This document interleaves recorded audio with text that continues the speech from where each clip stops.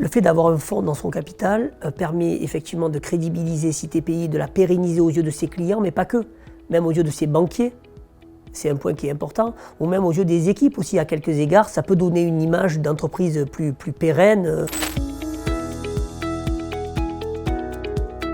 Je suis Philippe Pelfort, directeur général de CitéPI, une entreprise des services du numérique basée à La Ciotat dans le sud de la France. CitéPI est une entreprise qui a 26 ans, qui est née au départ sur des prestations de télépilotage, qui s'est petit à petit étendue à toutes les prestations de la production informatique au sens large. Notre travail, c'est d'accompagner nos clients en créant et en animant des centres de services sur mesure pour opérer la continuité et la qualité de leur système d'information. C'est une société qui a été créée par mes parents et un associé. C'est une société familiale, mais qui a pour objectif dans les 5 prochaines années de passer d'une PME familiale à une ETI sociétale.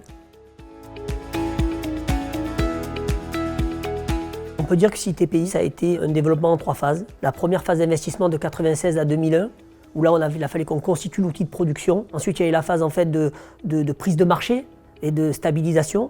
Et ensuite, depuis 2011 à peu près, une phase de développement assez forte qu'on souhaite encore accélérer. En fait, dès 2001, on a un impérieux besoin de financement et donc on fait rentrer un premier fonds dans notre capital. On perdait finalement la main sur le bébé qu'on avait nous-mêmes créé, c'est toujours une douleur, mais d'un autre côté, c'était aussi la condition de sa survie. Les 2 vraiment vecteurs qui nous ont poussés à avoir recours au capital investissement, c'est premièrement la nécessité d'avoir de l'argent pour construire l'entreprise et que nous n'avions pas. Et c'était aussi une demande forte de nos clients au départ. Pour s'inscrire dans la durée avec des grands comptes, ils avaient besoin de garanties en termes de pérennité. Donc il y avait ce double objectif, notamment sur la première levée.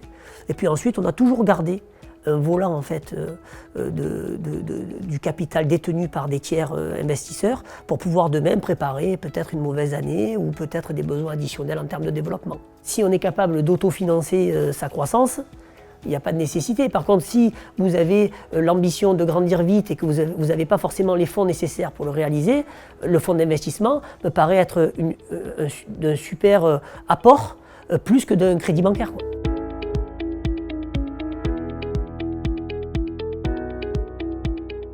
Aujourd'hui, CitéPI est détenu à 77% par la famille et à 23% par un fonds d'investissement. En termes de répartition du capital, ce qui est certain, c'est que nous, on n'a pas vocation à se minorer, mais que par contre, on veut créer demain une manco pour associer un maximum de nos runners à notre avenir. Le fait d'avoir un fonds dans son capital permet effectivement de crédibiliser CitéPI, de la pérenniser aux yeux de ses clients, mais pas que, même aux yeux de ses banquiers. C'est un point qui est important, ou même aux yeux des équipes aussi à quelques égards, ça peut donner une image d'entreprise plus pérenne, d'avoir un actionnaire dont la finance est le métier, quoi.